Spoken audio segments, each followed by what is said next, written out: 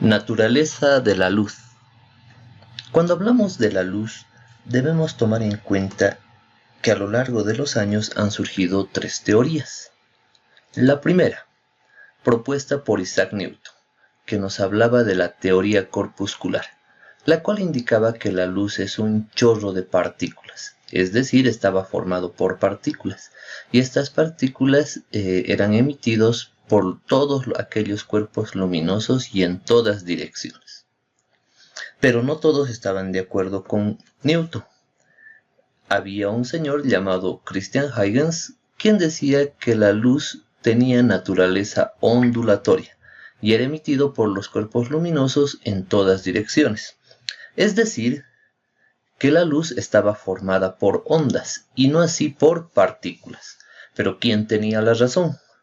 Pues la verdad, ambos tenían la razón, y ahí surge la tercera teoría propuesta por Albert Einstein, teoría de la dualidad, la cual indicaba que la luz tiene una naturaleza dual. ¿Qué significa eso? Que la luz se comportaba tanto como onda, como también como partícula. Ahora bien, es necesario que sepas la velocidad de la luz, la cual es 300.000 kilómetros por segundo. Y cuando hablamos de la luz, vamos a hablar de dos tipos de fenómenos. Uno que es la reflexión y otro la refracción. Veamos primero qué es la reflexión. Es aquel fenómeno físico por el cual la luz, cuando incide en un determinado cuerpo, este va a rebotar, ¿sí? Bien, veamos. Yo tengo aquí un cuerpo y vamos a trazar aquí una línea llamada normal, de manera perpendicular con el objeto donde va a incidir la luz. Como dije, es perpendicular y tiene que formar 90 grados. Aquí tenemos nuestro rayo incidente, el cual va a rebotar, y al rebotar se va a obtener un rayo reflejado. Entre el rayo incidente y la normal se va a formar un ángulo de incidencia, al cual le vamos a llamar ángulo alfa. De la misma forma, entre el rayo que va a rebotar, el rayo reflejado, y la normal se va a formar otro ángulo llamado ángulo reflejado, para nosotros ángulo beta. Y aquí vamos a tener otros ángulos, tita y gamma. RI significa rayo incidente, RR rayo reflejado y N es la normal. Leyes de la reflexión. Tenemos dos leyes. La primera ley nos dice que el rayo incidente, el rayo reflejado y la normal se encuentran en el mismo plano. La segunda ley, muy interesante por cierto, nos dice que el ángulo alfa es igual al ángulo beta. Es decir, si este ángulo alfa vale 20 grados, el ángulo beta también valdrá 20 grados.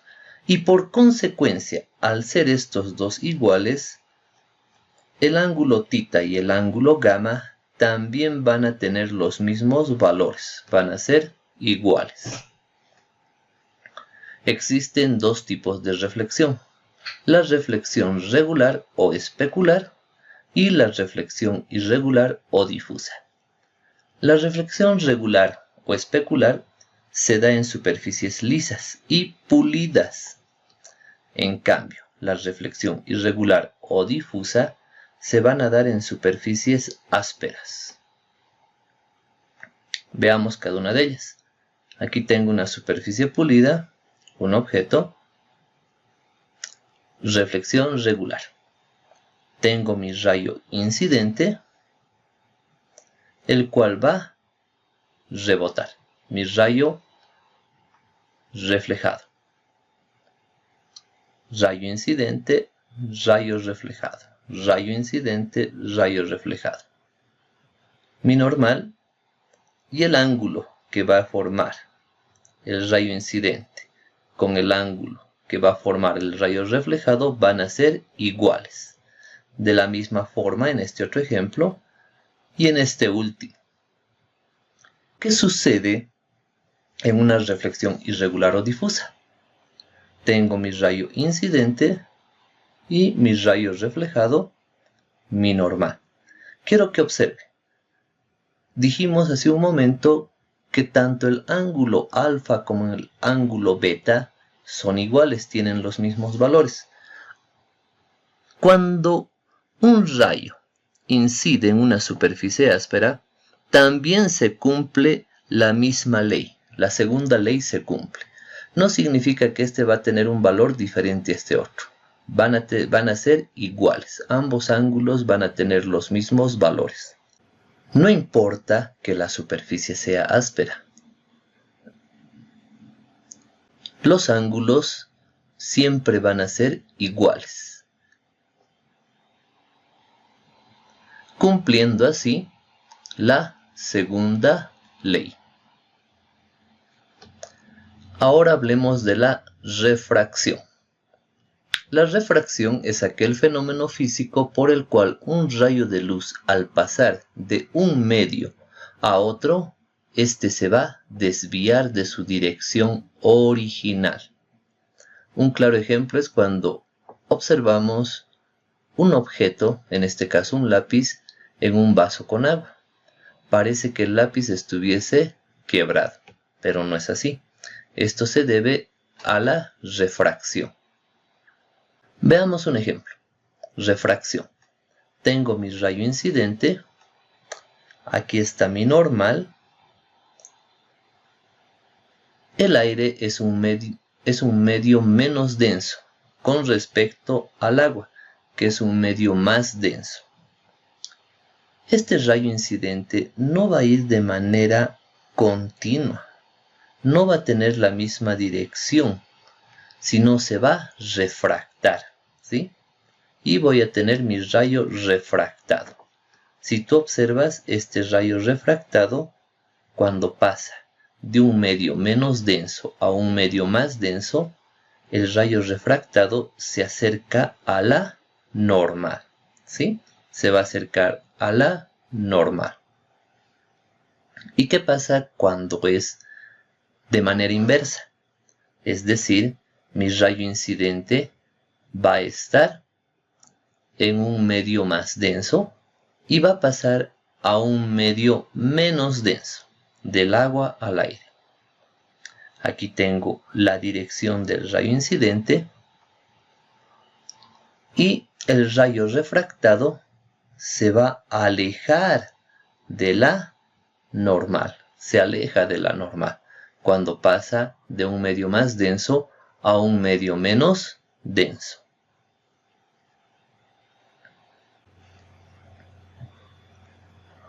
Entonces, cuando el rayo refractado se acerca a la normal, se cumple que el índice de refracción tiene que ser menor al índice de refracción 2.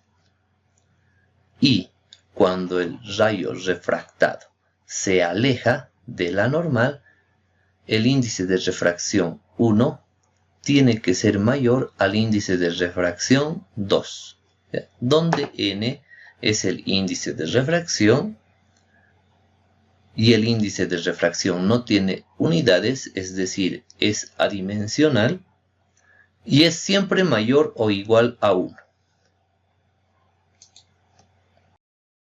RI es el rayo incidente, RR el rayo refractado, la N es la normal, el ángulo alfa es el ángulo de incidencia y el ángulo beta es el ángulo de refracción.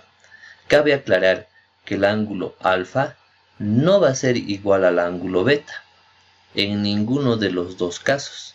Aquí el ángulo alfa tendrá un valor y aquí el ángulo beta tendrá otro valor en ambos casos. Leyes de la refracción. Primera ley. nos dice que el rayo incidente y el rayo refractado más la normal están en el mismo plano. Segunda ley. El índice de refracción 1 por el seno de alfa va a ser igual al índice de refracción 2 por el seno del ángulo beta. Consideraciones. Cuando la luz incide en el medio, parte se refleja y otra parte se refracta. Es decir, si yo tengo un rayo incidente, voy a tener un rayo refractado, pero también voy a tener un rayo que se refleja. Ambos fenómenos ocurren al mismo tiempo, ¿sí? Ambos fenómenos van a ocurrir en el mismo instante. Otra consideración. Cuando la luz va a incidir de manera perpendicular, es decir, va a formar un ángulo de 90 grados con la normal, no va a haber refracción, o sea, no va a haber un rayo refractado, no se va a desviar. Sí va a atravesar, ¿sí?, el agua, o sea, va a haber una transmisión, va a seguir una línea recta, pero en ningún momento este rayo se va a refractar o desviar. Y por último, consideraciones del ángulo límite. Cuando se supera el ángulo límite o crítico, no hay refracción, ya que la luz no pasa al otro medio. Entonces, como aquí tampoco hay refracción, en este otro caso, tampoco va a haber refracción. Veamos, si yo tengo aquí un foco y un rayo incidente, miren, aquí está mi normal. Ya dijimos, si el rayo incidente es perpendicular, es decir, forma 90 grados, no va a haber refracción, simplemente transmisión.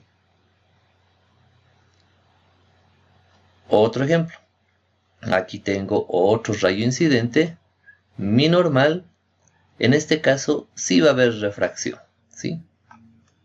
Ahí está mi refracción. Ahí está el rayo refractado. Otro rayo incidente, la normal y el rayo refractado. Otro rayo incidente, la normal y el rayo refractado. Si te das cuenta, a medida que el rayo incidente va avanzando, el rayo refractado se va acercando más a la horizontal. Veamos este último ejemplo. Aquí el rayo refractado va a estar igual con la horizontal. Por tanto, este ya no va a ser un rayo refractado, ¿sí? Aquí también no se refracta. ¿Por qué? Porque ha llegado a su ángulo límite. Aquí este rayo no se va a refractar porque está sobre la horizontal. Pero ¿qué sucede si va a haber otro rayo incidente que supera el ángulo límite? En ese caso no va a haber un ángulo refractado, sino un ángulo reflejado.